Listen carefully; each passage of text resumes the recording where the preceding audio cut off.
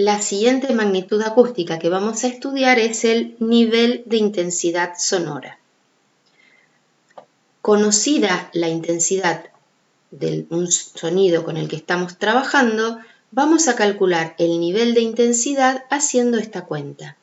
10 veces el logaritmo del cociente de esa intensidad sobre una intensidad de referencia. ¿Qué es esta intensidad de referencia? Aproximadamente la más baja que el oído humano capta, que es de aproximadamente 10 a la menos 12 watts por metro cuadrado. Tenemos que notar varias cosas. Por un lado, ¿en qué unidad se va a medir este nivel de intensidad? Pensemos que este cociente resulta adimensional, porque tenemos la misma unidad en numerador y en denominador. A este número le calculamos el logaritmo en base 10, nos da otro número, multiplicamos por 10 y nos da otro número, sin unidades. Pero al nivel de intensidad definido de esta manera le vamos a asignar como unidad decibeles, una unidad que seguramente ya habrán escuchado nombrar. Otra cosa que tenemos que notar es que este nivel de intensidad no es una nueva magnitud en sí, sino es otra manera de expresar a la intensidad. Es un cambio de escala a una escala logarítmica. Pensemos, la amplitud de los cambios de presión tenía una definición bien precisa. Cuánto aumenta o disminuye la presión en el aire, por ejemplo, cuando por ese aire se propaga un sonido respecto a la presión atmosférica. Potencia es cuánta energía por unidad de tiempo emitía una fuente o recibía un receptor. Intensidad es cuánta potencia atraviesa una cierta superficie. En cambio, fíjense que para este nivel de intensidad no estamos haciendo una nueva definición, simplemente estamos afectando a la intensidad por una expresión matemática. Es lo que decimos, estamos haciendo un cambio de escala a una escala logarítmica. Nos podríamos preguntar, ¿por qué se hace este cambio? Hay dos razones fundamentales. La primera, fíjense, tenemos las intensidades desde la más chiquita a la más grande que tolera el oído humano aproximadamente. Fíjense que tenemos que usar sí o sí notación científica para evitar usar todos estos ceros. Pero fíjense que hay 12 órdenes de magnitud. Hay 12 ceros de diferencia entre una y otra. Al pasar a niveles de intensidad, fíjense cuál es el nivel de intensidad más chiquito que el oído humano capta, aproximadamente 0 decibeles, y el más grande, aproximadamente 120 decibeles. Es decir, se reduce mucho el rango, fíjense que pasamos de 0 a 120 y se vuelven números mucho más manejables. De aquí en más ya se tienen que acordar para siempre que el rango aproximado de niveles de intensidad para el oído humano van de 0, lo que menos percibimos, a 120, lo máximo que estaría en el umbral de dolor. La otra razón que justifica el paso de una escala lineal a una escala logarítmica la vemos un par de diapositivas más adelante. Ahora le vamos a prestar atención a una importante consecuencia que tiene esto de haber pasado a una escala logarítmica. Para eso pensemos lo siguiente. Imaginemos que tenemos una fuente de ruido cualquiera, una impresora, una máquina, cualquier fuente que emitiera con una intensidad de 10 a la menos 6 watts por metro cuadrado. O que esta fuera la intensidad que llega a nuestro tímpano. Quiere decir que le llegan 10 a la menos 6 watts por cada metro cuadrado. Podríamos hacer el cambio de unidad y pensar que nuestro tímpano tiene aproximadamente 1 centímetro cuadrado. Esa sería la intensidad que está llegando. Calculamos el nivel de intensidad. Fíjense de nuevo, no ponemos unidades porque tenemos las mismas en numerador y denominador y ya se nos cancelaron. Hacemos la cuenta y nos da 60 decibeles. Imaginemos que apagamos esta fuente, pero prendemos otra idéntica. otra que produjera en nuestro oído la misma intensidad. Si hiciéramos los cálculos, obtendríamos, por supuesto, que para esta segunda fuente, actuando sola, el nivel de intensidad que genera también son 60 decibeles. Lo que nos preguntamos ahora es, ¿y cuál va a ser el nivel de intensidad resultante cuando estén las dos encendidas? Probablemente la respuesta intuitiva sería que es la suma de estos niveles de intensidad individuales, o sea, que el nivel de intensidad resultante sería de 120 decibeles. Pero eso no es correcto. Para eso volvemos a pensar.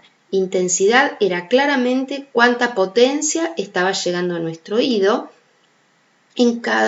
por cada centímetro cuadrado de nuestro tímpano. Si están encendidas las dos fuentes, la cantidad de energía, de potencia que llega a nuestro oído es el doble. Si están encendidas las dos fuentes respecto a que si estuviera una sola encendida. Si calculamos para esta intensidad el nivel de intensidad resultante, las cuentas nos dan que es de 63 decibeles. Interpretamos nuevamente. No puedo sumar los niveles de intensidad de fuentes individuales, porque la suma de los logaritmos no puedo hacer directamente la suma directa. En cambio, prestemos atención a que haber duplicado la intensidad se tradujo en un aumento de solo 3 decibeles. Vamos otra vez la matemática por un lado. Si tengo fuentes independientes, tengo que sumar las intensidades y el nivel de intensidad resultante saldrá de esa intensidad resultante. Por un lado. Por otro lado, hacemos una interpretación más desde la física. Notemos que duplicar la intensidad solo aumentó el nivel de intensidad 3 decibeles. Y esto trae una dificultad muy grande al momento de interpretar números dados en niveles de intensidad. Fíjense, duplicamos la intensidad. El nivel de intensidad aumentó solo 3 decibeles. Quiere decir que pequeños cambios en términos de decibeles representan cambios importantes en la energía que llega a nuestros oídos. Cada tanto suele haber discusiones, por ejemplo, para poner limitadores a el nivel de ruido dentro de los boliches bailables. Y la discusión suele estar entre 90 y 93 decibeles. Con esto que acabamos de ver, vemos que significa no poner un límite en 90 o en 93 decibeles, que la cantidad de energía que estaría llegando al oído de las personas sería el doble. Si no hubiéramos visto esto, es probable que ese cambio, esa diferencia entre 90 y 93 decibeles, les hubiera parecido una diferencia pequeña. Ahora ya saben que representa el doble de la energía que llega a cada uno de los concurrentes a ese tipo de espacios. Pero por otro lado, ¿se acuerdan que habíamos dicho que el cambio a una escala logarítmica tenía otra justificación además de reducir el rango de valores? Eso tiene que ver con lo siguiente. Escuchamos un ruido de un determinado nivel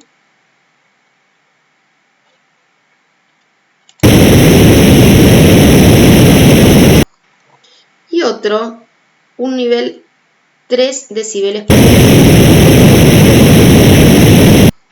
Más allá de las diferencias de las placas de sonido de las distintas computadoras, probablemente no hayan encontrado diferencia. Y esto es lo que ocurre con nuestro oído.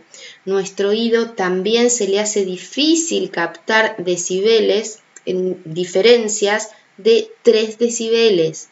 Para que notemos algún cambio tiene que haber diferencias de más de 5 decibeles como mínimo para empezar a notar alguna diferencia. Esto es lo que se solía decir como que nuestro oído también escucha logarítmicamente. No escucha la suma como la suma de los logaritmos. Los escucha apenas un poco más fuerte. se sabe con investigaciones más recientes que no es verdad, no es que lo escuchamos como 3 decibeles más fuerte, hay otras cuestiones en el medio, pero quedó como costumbre difundida esto de que el oído humano escucha logarítmicamente. La principal fuente de ruido en una ciudad puede ser considerada el tránsito. Imaginemos que una ciudad se propusiera disminuir su nivel de ruido promedio 5 decibeles en los próximos años. O vamos a hacerlo más fácil, 3 decibeles en los próximos años. ¿Qué tendría que hacer? Por un lado, podríamos plantear que significaría reducir el nivel de ruido 3 decibeles, reducir la fuente a la mitad, o sea, que circularan en la ciudad la mitad de los autos. Lo repetimos, bajar el nivel de ruido 3 decibeles significaría reducir a la mitad los autos. Otra cosa que se podría hacer es pensar en que cada auto individualmente emitiera la mitad del ruido que emite hoy. En realidad se trabaja en los dos sentidos. Se busca que haya cada vez menos autos y por otro lado que los autos sean también cada vez menos ruidosos. A este ruido de base en las ciudades derivadas del tránsito se le suman otras de distintas actividades, tanto industriales como recreativas, pero que en general suelen estar más localizadas. En cambio, el ruido del tránsito es difundido en toda la ciudad y genera algo que se llama contaminación acústica y de lo que también seguro ya escucharon hablar. Vamos a mencionar que el año 2020 fue designado como Año Internacional del Sonido, como para que sea un año de toma de conciencia global de los perjuicios que significa tener esta contaminación auditiva en las ciudades y de buscar estrategias para disminuirlas. Actualmente se trabaja con una idea superadora de esto de contaminación acústica porque se considera que puede haber ruidos que afecten favorablemente y la palabra contaminación tiene ya una connotación negativa. Entonces, para considerar la posibilidad de incluir una valoración positiva, se habla más que de contaminación acústica de un nuevo paradigma que se denomina paisaje sonoro. ¿Con qué se mide este nivel de intensidad? Con un instrumento que se denomina sonómetro. Este instrumento debe responder a las normas IRAM correspondientes, en particular es la 4074, y también hay todo un protocolo para hacer mediciones de ruido. Por ejemplo, no se puede tener el instrumento en la mano, tiene que estar montado sobre un trípode, a una determinada altura, tiene que haber una cierta distancia a superficies reflectantes, no se puede medir en cualquier condición climática, etc. Dejamos este video acá, en otro vamos a hablar de percepción sonora.